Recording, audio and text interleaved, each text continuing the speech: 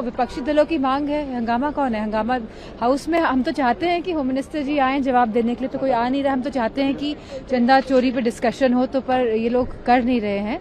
तो ऐसा कोई वो नहीं है कि हंगामा नहीं हो रहा है। मिनिस्टर्स अपनी जो भूमिका निभानी चाहिए, सरकार में आप लोग हैं, हम लोग तो विपक्ष की भूमिका निभाएंगे, आपको तो सरकार में रहते हुए सरकार की भूमिका निभानी चाहिए। कितनी धातुएं चोरी हुई हैं, कितने आभूषण चोरी हुए हैं, जो जमीन में घपले हुए हैं, वो किसके अकाउंट में पैसा गया, जो न जाने कितने करोड़ रुपए जमीन के घपले हुए हैं। तो सवाल इस बात का है। यहाँ पे तो हम एक चीज बता रहे हैं आप लोगों को कि वाकई में बहुत ही गंभीर बात है, क्योंकि कहीं ना कहीं ये देश की जो भावनाओं से खिलवाड़ किया है भारतीय जनता पार्टी के लोगों ने और उनसे जुड़े हुए संगठनों ने। तो हम चाहते हैं कि ये चीज साफ होकर आए, क्योंकि आफ्टर ऑल ये देश का पैसा है, ये देश की लोगों का पैसा है, ये देश के जो लोग हैं जिन्होंने बहुत ही भाव के साथ, बहुत ही डिवोशन के साथ जो अर्पित करा है, ये उसका पैसा है।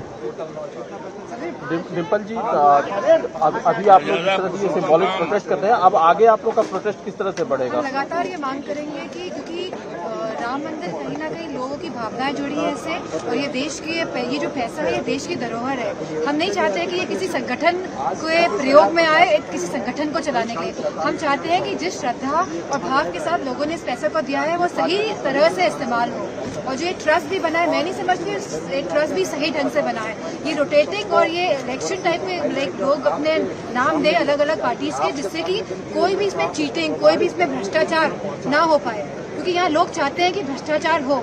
ये सरकार चाहती है, चाहे एजुकेशन सिस्टम हो, चाहे हमारी सड़कें हो, रोड्स हो। आज आप देखिए कानपुर का जो एक्सप्रेसवे तैयार हुआ है 4700 करोड़ रुपए का तैयार हुआ है, आज उसकी क्या हालत है? पहली बारिश में 5-6 बार वो इतना ऐसा लीक करा कि मानो कि वहां से कोई नदी बह रही हो।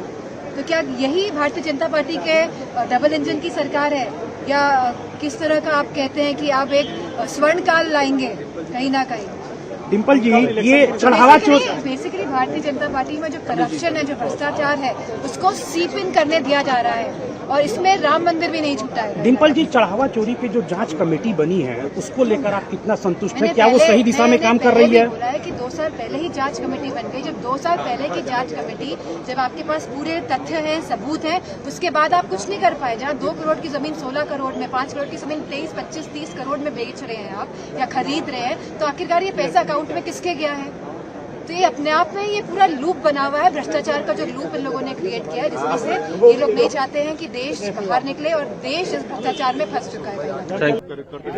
इधर डालेंगी। ये पूरे देश से जुड़ा हुआ मुद्दा है, पूरे देश के लोगों की आस्था से जुड़ा हुआ मुद्दा है, और कहीं ना कहीं जो ये चोरी हुई है, दान पात्र की चोरी, धातुओं की चोरी, चंदा की चोरी, तो ये कहीं ना कहीं मैं समझती हूँ हर आम लोगों में आक्रोश है इस बात का, और हम चाहते हैं कि सदन में इस पर चर्चा हो, लेकिन सरकार चर्चा नहीं कराना चाहती है। आफ्टर ऑल ये देश का पैसा है, जो लोग चाहते थे कि ये देश का पैसा है, लोग चाहते थे कि सही ढंग से इसका प्रयोग हो, तो वो नहीं हो पाया। कहीं ना कहीं हजारों करोड़ रुपए लूट लिए गए हैं। अभी तो ये भी नहीं पता कितने लुटे हैं। मतलब जब से स्थापना हुई, जब ये मंदिर बना, उसे कंस्ट्रक्शन में भी अब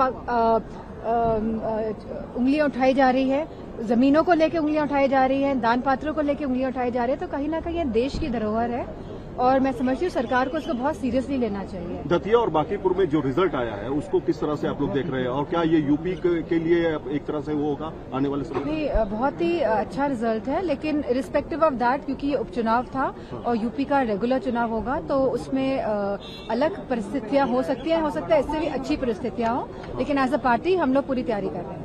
बांकीपुर जो है वहाँ पर बीजेपी के राष्ट्रीय अध्यक्ष की सीट थी, वो खाली 52,000 से नवंबर में जीतती है बीजेपी, और अब 18,000 से हारती है। ये तो मैं समझती हूँ दर्शाता है कि लोगों में कितना आक्रोश है, और कितना लोग पस्त हैं सरकार से। डबल इंजन की सरकार है, जहां जहां चल रही है।